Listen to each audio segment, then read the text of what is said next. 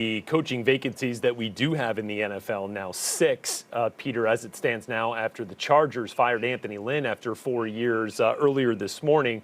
Which of those do you view as the most attractive position out there for a potential head coaching candidate?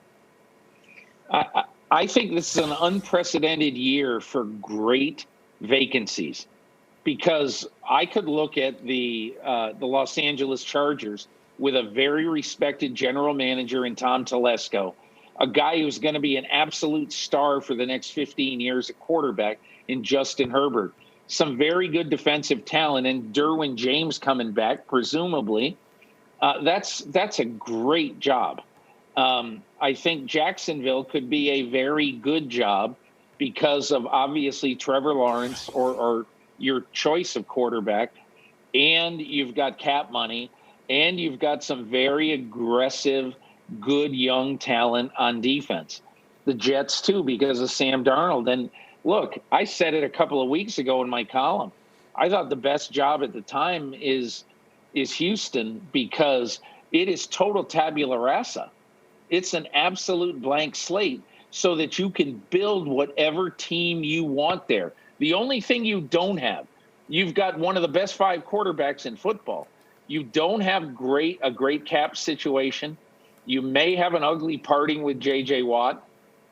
And obviously, your draft pick capital is way, way down, which is why, I've told people in the last few days, I said, look, the New York Jets, if they choose to keep Sam Darnold and trade down from 2, the greatest thing that happened for any single team in the NFL in that game the other night in the college football semifinal, the Ohio State game, the Jets absolutely struck it rich, because that's the greatest game of Justin Fields' career, and he did it at the biggest moment.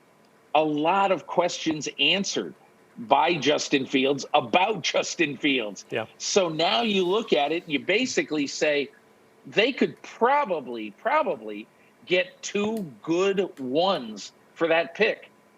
They've already got 4 ones in the next 2 drafts. So if you add a 5th and other good draft capital, all of a sudden, now this means that you'd believe in Sam Darnold. Sure. And so, you have all those things. I've left out Detroit, but not for any reason. I think Bill Parcells always used to tell me, he said, Detroit's a sleeping giant. It would have been great if I could have got a shot at Detroit once in my career. He loved the thought of it. You just look at the hunger to win in those Rust Belt cities. Look at Cleveland. Right. Look at Buffalo. Detroit wants to win so bad. It's such an interesting job. And if a native son like Robert Saleh got the opportunity there with a good general manager, who knows? Pick one.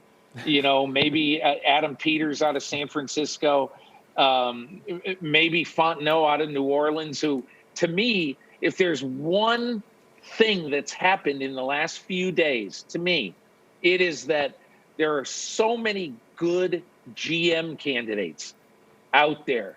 I think in a lot of ways you just simply can't go wrong at general manager.